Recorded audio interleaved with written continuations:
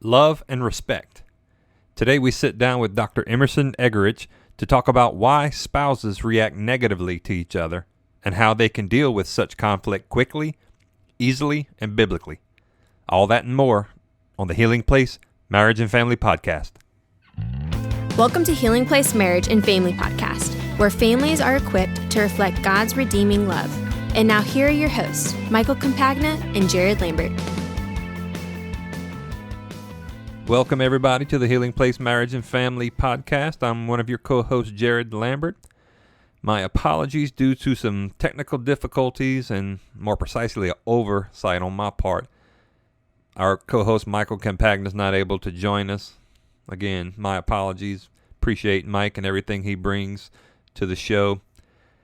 Today, we're going to be talking about love and respect. In Ephesians 5, towards the end of the chapter, starting in verse 22, Paul starts encouraging the church in Ephesus how marriage is to be like Christ and the church. And at the very end of chapter 5, verse 33, he says, "Nevertheless, each individual among you also is to love his own wife even as himself, and the wife must see to it that she respects her husband." Now, how does that play out in a marriage? Well, today we're going to be sitting down with Dr. Emerson Eggerichs. Dr. Emerson and his wife Sarah are internationally known public speakers on the topic of male and female relationships. They have authored several books, including the national bestseller Love and Respect, which we're going to talk about today. Love and Respect is a Platinum and Book of the Year award winner, and it has sold over 1.6 million copies. In 1999, they launched Love and Respect Ministries, and they've been married since 1973. They reside in Grand Rapids, Michigan, and have 3 adult children. You know, Dr. Emerson is a qualified speaker.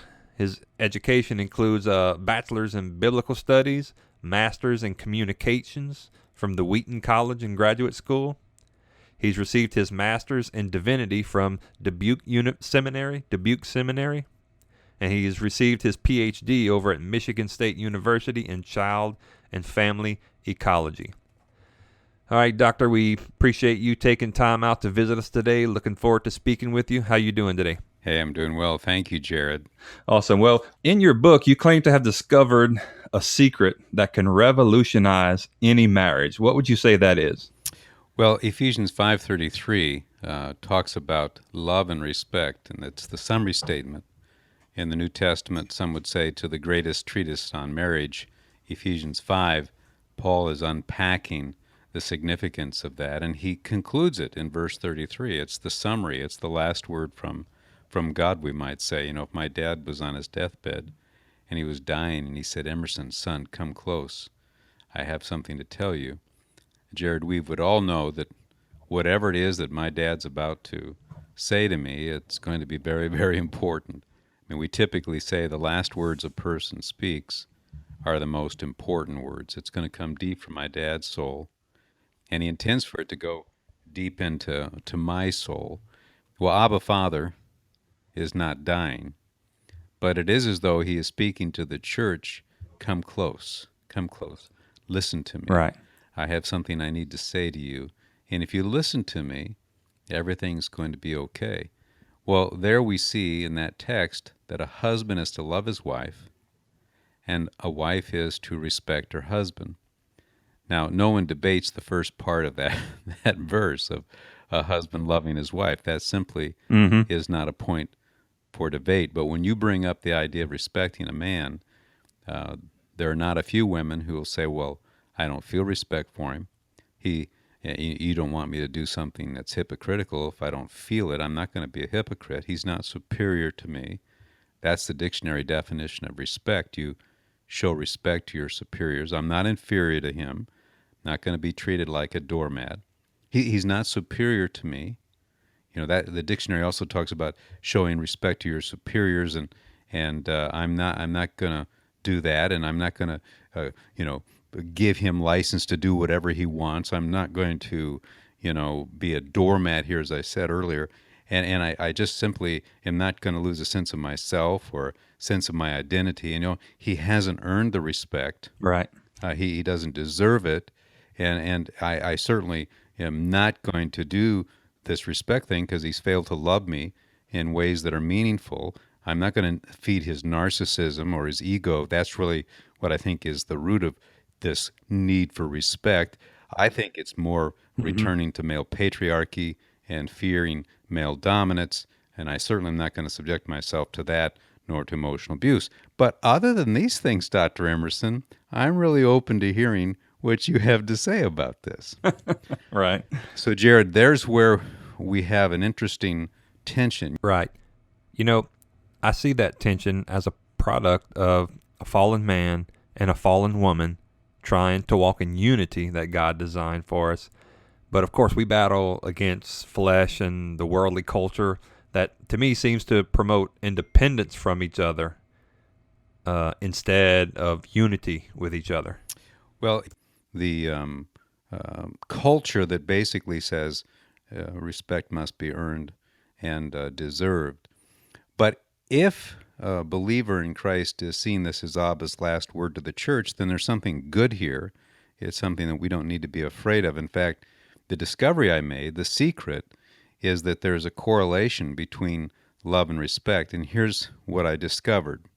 Without love, a wife reacts without respect. And without respect, a husband reacts without love. And this thing spins. Without love, she reacts without respect. Without respect, he reacts without love. Without love, she reacts without respect. And good-willed people who don't have any ill will get on this crazy cycle. And I think that's why God has revealed what he's revealed in Ephesians 5:33 to protect us against those crazy cycle moments. Does that make sense? Yes, sir. It makes perfect sense. And I think the crazy cycle is perpetuated by, the way we struggle with the flesh. I mean, most couples who love the Lord are trying, to live godly lives and have a marriage that's pleasing to God. But, that in theory runs into practicality in real world. And like you're saying, my husband has done this to me. How can I respect him? And then the husband saying, I'm not feeling loved. My needs aren't being met. How can I love my wife? So I definitely understand the crazy cycle, both in my own marriage and, with some of the couples we work with here at the church. Right. And what happens is that because we have goodwill overall, Paul says in 1 Corinthians 7:33 and 34, the husband is concerned about how to please his wife. Yeah. And the wife is concerned about how to please her husband. So though the Apostle Paul penned the greatest treatise on total human depravity, which is the book of Romans, that we need a Savior and that there is something inherently wrong with us, when he writes the Corinthians, he also recognizes the residual of the image of God within us, and that in marriage, Paul did not see a husband-wife, hating each other. He believed that both of them desired to please the other in the overarching scheme of things, and they wanted to do that because they cared. There was a concern. So it raises the question, how is it that two good-willed people who really do want to be loved and respected end up getting on this crazy cycle? Well, it's because during conflicted moments, the way a woman deals with conflict, all the research bears this out, differs from the way a husband deals with conflict. And if you're interested, I can explain that to you. Yeah, that would be great. Well, part of the challenge in the research is that 85% of those who stonewall and withdraw during a conflict is the husband. The University of Washington studied 2,000 couples for 20 years. And they recognized in this in-depth assessment almost 8.5 of those who just shut down, said, drop it, forget it, I don't want to talk about it, on the heels of a heated marital conflict was the husband. But they found out something very interesting. They were monitoring the heartbeats per minute, and during these conflicted moments, it appeared as though the woman's heartbeat was going through the roof, when really it was relatively calm. It was a normal BPMs, the beats per minute. But the husbands, who looked stoic and like they were very calm, their heartbeats were at 99 beats per minute. That's warrior mode. That is warrior mode. Yeah. And so what does a man have to do when he's in warrior mode towards someone that he cares deeply about? He has to withdraw. He has to just shut down. Let me calm down. Leave me alone. You're picking a fight, which is not what she's trying to do, but what his physiology is saying. That this is provocative, and I gotta calm down here. I need to distance myself. Of course, she chases him through the house. You need to talk to me. You need to talk to me right now. And so you have this huge misunderstanding because the women were asked, "What do you feel when your husband shuts down like that, withdraws and stonewalls?" The women use this word. It feels like an act of hostility because they could not imagine shutting down over what they perceived to be a minor criticism. And so they were confused. But I know why the men were shutting down. It's an act of honor. We do it because we don't want to hurt somebody. It is an honorable thing, and we will do that among ourselves as men. Drop it, forget it. We separate for a while because we're lethal. It is honorable. So it raises this question. When that conflict happens between that husband and wife, is it an act of hostility or is it an act of honor? Well, it depends whether you're videotaping in pink or you're videotaping in blue. Gotcha. If you are a female, it feels like an act of hostility. Mm-hmm. If you're a male, he's doing what he's doing because it's an act of honor. And on the flip side of this, they noticed that the vast majority of women criticized and complained during these conflicts. Mm-hmm. They'd write it down: criticism, complaint, criticism, complaint, criticism, complaint. Wasn't politically correct, but that's what she was doing, criticizing, complaining. And the men were asked, what do you feel when she continues to criticize you? The men said, this ongoing criticism just feels like an act of contempt toward me. She's kind of just using this topic as another opportunity to send me the message that she doesn't like who I am as a human being. Right. But every woman, almost every woman, and all the research bears this out, women are caregivers. Women are nurturers. It's within their nature to nurture. They can't not care. The only way they will stop that is if you deeply wound them and just shut them down through abuse and violence, whatever. Yeah. But it's within her nature to care. So she moves forward to confront because she cares. So it raises the question, is it an act of contempt, this ongoing criticism, complaint, or is it an act of care? Well, it just depends on whether you videotape in pink or blue. And so couples get on this crazy cycle. Now back around to my main point. Without love, she reacts without respect. Mm-hmm. And without respect, he reacts without love. During these conflicted moments when she's feeling unloved, she's actually trying to do the loving thing, moving toward him with her criticism, complaint, so he'll understand her heart. But he hears that, sees that, feels that as disrespectful. So she's trying to do the act of love, the act of care, and he's hearing it as an act of contempt and very disrespectful based on the pink and blue interpretation. Right. Or the other side, when he withdraws and stonewalls because it's the honorable, respectful thing to do, in her world it feels unloving. So couples become confused for this reason, Jared. She sees herself as trying to do the loving thing and is clueless on doing the disrespectful thing. Mm-hmm. He's trying to do the honorable, respectful thing and is clueless on the unloving thing. And so what it does, it feeds itself. Yeah. Because without love, defensively, she reacts offensively without respect.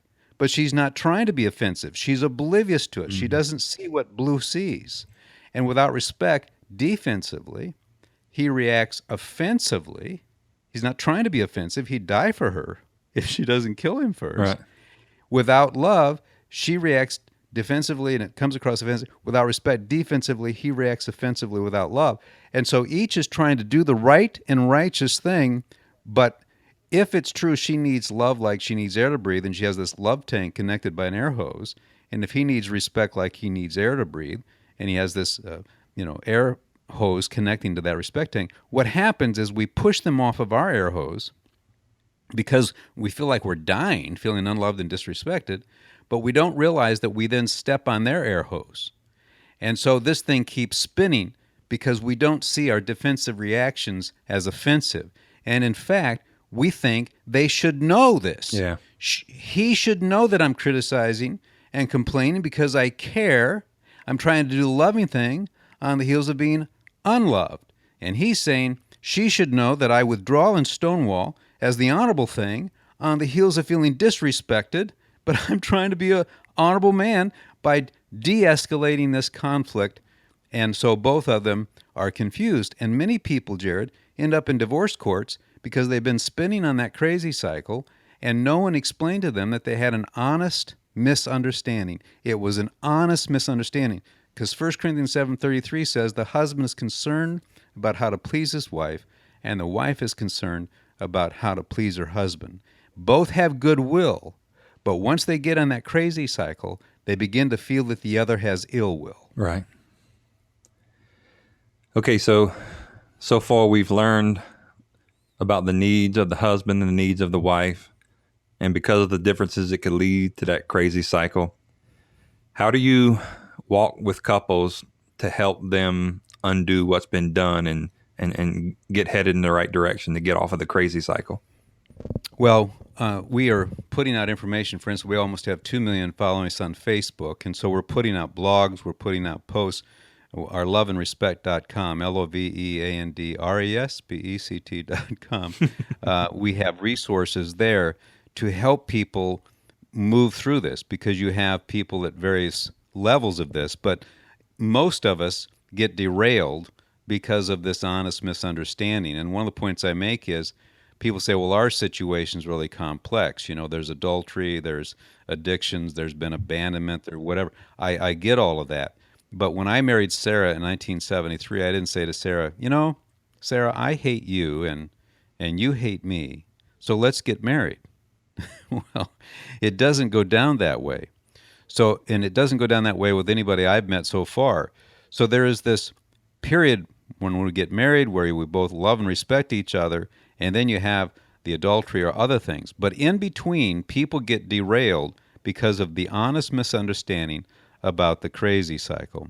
And the good news is we were sponsored as the Marriage Conference for Focus on the Family for 4 years running, and they did a huge survey of the long-term impact of love and respect.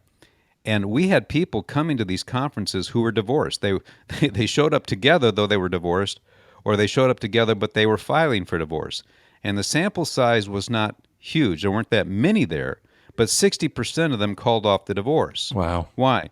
Because they realized they had an honest misunderstanding. He said, I wasn't trying to be unloving. I was feeling like you didn't respect me. She said, I wasn't trying to be disrespectful. I was reacting that way because I felt you didn't love me. Yeah. And once they decoded, healing came. Right. I think it's good for us to confess that we have that tendency. We have the tendency to drift away from, the teachings of the Lord, and we forget that marriage is to bring glory to God and joy to His people. And what we do is we see the differences between husband and wife, and those things cause division instead of working toward unity. We like you say, we get the spiral. How would you encourage couples as far as the biblical purpose of their marriage in parallel with teachings of love and respect? How would you encourage couples that seem to be on this cycle and they've kind of lost sight of the vision that, this Christ-centered marriage needs to be a light to, a lost and a broken world? Well, I think the challenge is along the line you're saying, but one of the things that I communicate to people is, look, because we've advocated in this culture that we're equal as men and women, and we are equal, in the eyes of God we're equal. There is just simply no debate about that. But because we're equal does not mean that we're the same. And this is a huge, huge challenge, because in these marital conflicts, for instance, it's so easy for a woman, in this, starting with her, she knows she's right. She felt unloved in the first place. She tries to do the loving thing in the second place. And while she's trying to do that loving thing, she hears thirdly that she's disrespectful. And fourthly, she feels even more unloved. And then she gets together with her girlfriends in their pink huddles, and they all have the same experience. They felt unloved. They tried to do the loving thing. They hear they're disrespectful, and they feel even more unloved. And groupthink sets in. So the conclusion is everybody in the female pink arena knows they're right. And so if they're right, then their husband has to be what? Wrong. Yeah. And so they conclude, look, we should be the same here. And I know that I'm right, and he's not reacting the way I'm reacting. And so it's obvious there is a problem here, and the problem is with him, because I know as a woman, my heart's in the right place. But you look at it from the other side of the guy, he's feeling disrespected in the first place. He tries to do the respectful thing in the second place by, in this case, calming down and disengaging. There's no big deal. We don't need to be in a fight over this. Only to hear as he's distancing himself, he's the most unloving human person on the planet, which is the third thing that is said to him. And then fourthly, he feels even more disrespected. And many men cannot put a voice and vocabulary to what I just said, but when they hear it, they say, that's exactly how I feel. Right. Men tend not to be in huddles. They're not getting together in blue groups and talking about this. Women, will go on a talk show. Men, on the other hand, kind of stay quiet. And one of the reasons that so many men respond to this message, and 49% of those who initiate coming to our Love and Respect conferences are men, because they hear their mother tongue. But the point that we're making here is, look, if we have come to this point where we think that because we're equal, we're the same, then we're going to end up judging our spouse as wrong. We're going to be very judgmental and very resentful that they're not responding like we're responding. And so then the conflict of the crazy cycle continues on, and we don't get about doing what God calls us to do as a couple because we have not prepared ourselves for this kind of thing.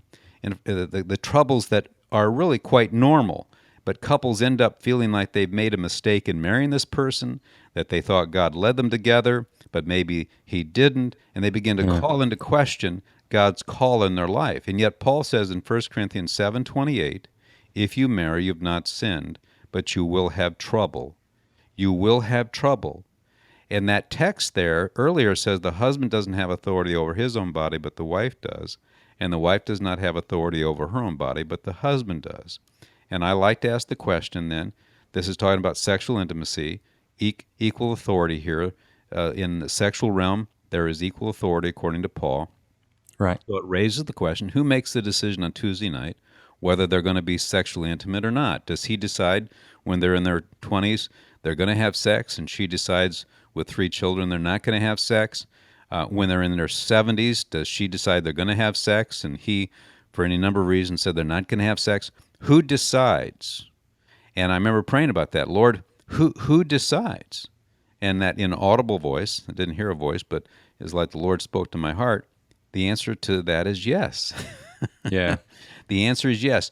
In other words, God has, and I said, Lord, have you designed trouble? Yes. And couples need to understand that the tension and the troubles that they go through are not an indictment on the fact that they marry the wrong person.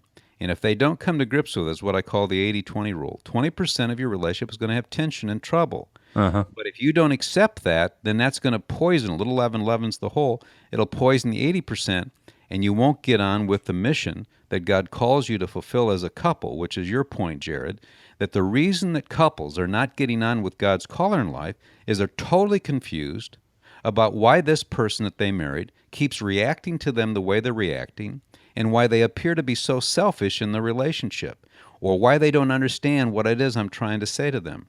But that's why we wrote the Love and Respect book, because we've given couples a vocabulary that helps them both understand what the other's trying to say, and they can begin to decode. And with that decoding then comes a mutual understanding. Many people say communication is the key to your marriage. No, it's not. Mutual understanding is the key. Why do I say that? Because if you speak perfect German and I speak perfect Spanish, but I don't speak German and you don't speak Spanish, we can be poetic almost in our prose with each other. We can be brilliant in what we say to each other. But if the other doesn't speak our mother tongue, has no idea what we're saying, they only see our lips moving. They don't understand. Communication comes as a result of mutual understanding. And if that isn't there, then what we end up doing is yelling at each other like you do to someone who doesn't speak your language. We think because they can't understand, if I'm in China and I'm asking for directions with this Chinaman and he's not hearing me, I start talking louder. And that's what we do toward each other. We try to get our message through at a certain point, and we simply need to back off of that and say in prayer, Lord, give me the vocabulary words that my wife speaks. Help me understand the vocabulary words that my husband speaks. Right.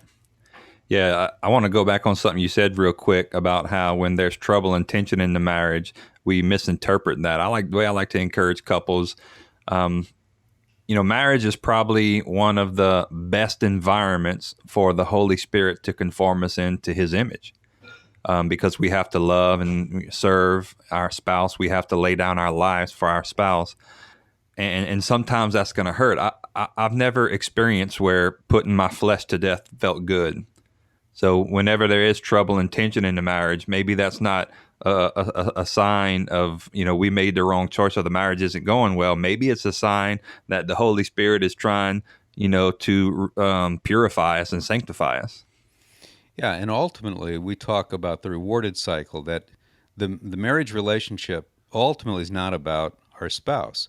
Paul is very clear in Ephesians 5 and 6 that we do what we do as to the Lord, and that ultimately Christ is beyond the shoulder of our spouse. And we talk about this in the Rewarded Cycle in the Love and Respect book and elsewhere, that ultimately I do what I do unto Christ, that I love my wife because I'm loving Christ who's beyond her shoulder. Right. I'm respecting my husband.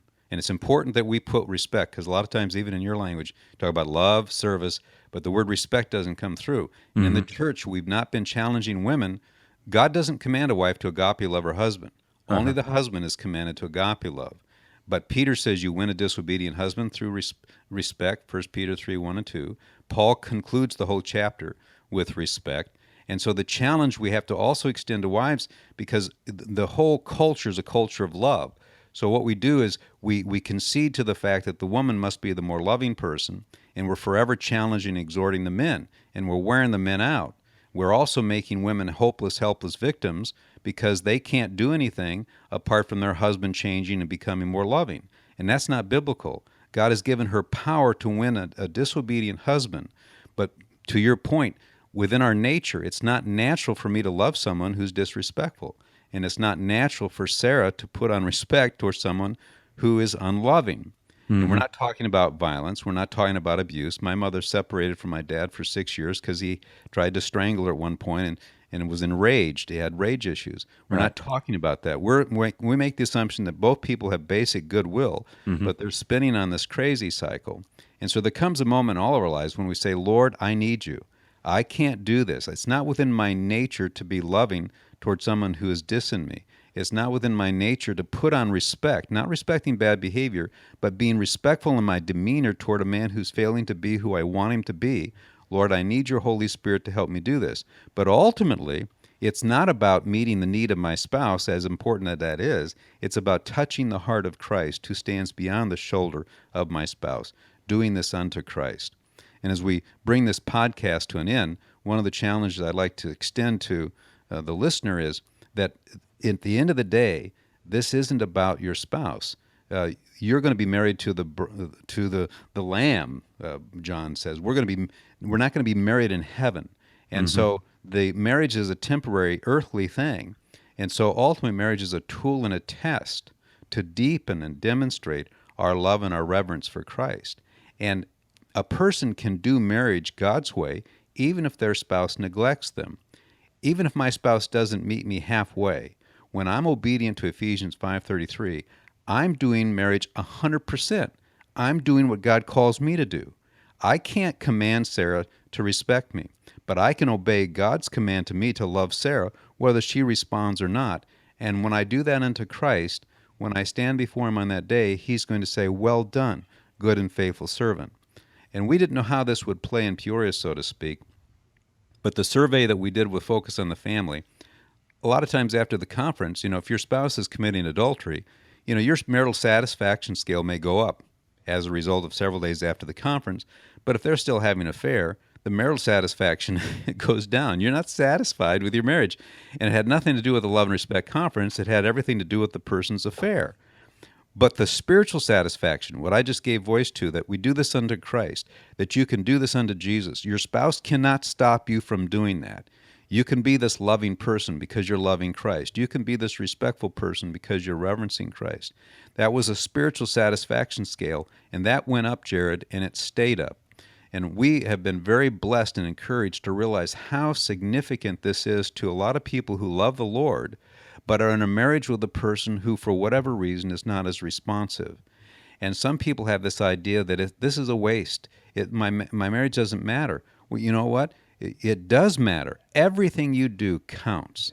And when you do it unto Jesus Christ, nothing is wasted. Absolutely. Well, all right. That wraps up this episode of the Healing Place Marriage and Family Podcast. Again, we just want to thank Dr. Emerson Eggerichs for joining us and sharing a little bit about his book, Love and Respect. Dr. Emerson, again, man, we just really appreciate your time, appreciate your encouragement and building us up here today. Appreciate you joining us today. Oh, thank you. All right. So once again, you can follow them on Facebook. It's Love and Respect. You can go to their website, loveandrespect.com. Loveandrespect.com. He has a email address where he sends out what you got there. Email encouragements. Yeah, you can go to the loveandrespect.com, and there'll be all those different resources that are made available, whether it's Facebook or the tweeting and all the different things, Instagram, very exciting. So they can find that on the website. Awesome. And you also have the Love and Respect Conference that you do both live and streaming, right? Correct. And the video conference as well. So a church can host a video conference at their local assembly.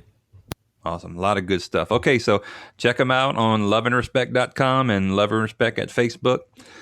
All right. One more time, Doctor, we appreciate your time. That'll wrap up this episode of the Healing Place Marriage and Family Podcast. As always, don't forget to subscribe and share this podcast. And we would love to give you the opportunity to give us some feedback. And you can do that by rating the podcast and writing a review. That's a great way to let us know how to serve you. So once again, that'll wrap up this episode of the Healing Place Marriage and Family Podcast. Thank you for joining us for today's podcast. For more information about Healing Place Church, visit us online at healingplacechurch.org. To stay informed of upcoming events, check us out on Facebook.